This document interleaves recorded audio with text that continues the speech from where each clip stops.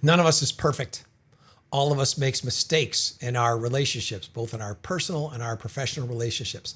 That's why learning how to make a thorough and complete and effective apology is one of the most important interpersonal communication skills you can possibly learn. Hi, everybody. I'm Bruce Lambert from How Communication Works. This is a channel where I teach you about communication skills so you can improve your relationships, succeed at work, and be more confident. What are the core characteristics of an apology?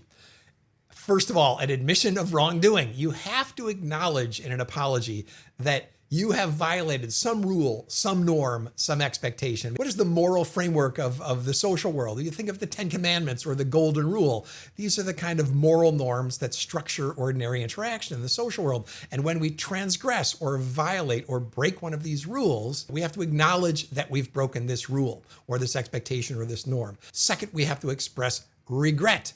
We have to say that we're sorry for transgressing this moral norm. And we have to communicate some genuine feeling of remorse for having done so. Third, we have to attempt to make a repair. That is, we have to communicate the intention that, part of the reason for the apology is our desire to mend the relationship by acknowledging the wrongdoing and expressing regret. This is something that's more subtle that we don't always think about. We have to talk about the moral norm that we broke. So let's say we did something that was disloyal. We were disloyal to a friend. We betrayed them in some way. We took someone else's side.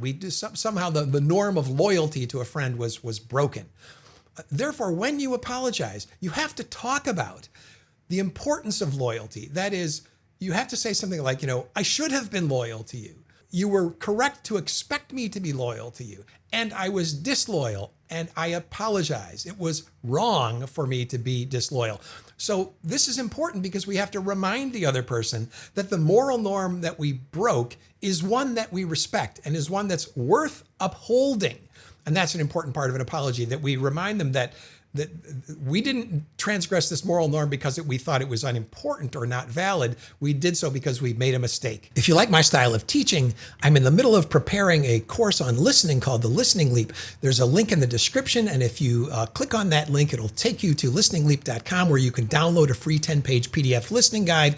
It's a great way to sign up for the waiting list and also support the channel. Thanks a lot for checking it out. Finally, restoring face. So when we transgress a moral norm, when we hurt someone, when we cheat on them, when we steal from them, when we lie to them, they lose face. That is, they can be humiliated or embarrassed or whatever. And part of what the apology does is restore face. It saves face for the other person. The timing is important in an apology too. So the question is, you can apologize too soon. The wound is too fresh and they aren't ready to accept an apology. And you can apologize too late. The harm has been done and it's been so long and they've moved past it and they're not interested in restoring the moral equilibrium of a relationship with you. They've let go of any interest in having a relationship with you. So the timing is important. It can't be too soon. It can't be too late. And what too soon is or what too late is depends on the circumstances. There's no general answer to that. Like most things in communication, it's contextual and it's nuanced. So what does a person need who's receiving an apology? They need their dignity to be restored. They need to be reminded they're a person who should be respected, where it's not okay to be disloyal to them. It's not okay to lie to them or to cheat them and so on. The person wants their experience validated, that they were hurt and it was wrong to hurt them. They want to be assured that they're safe. Like, one of the things we have to think about when someone transgresses against us, they lie or cheat or steal or whatever, we have to decide, do we ever want to interact with them again? Can they be trusted?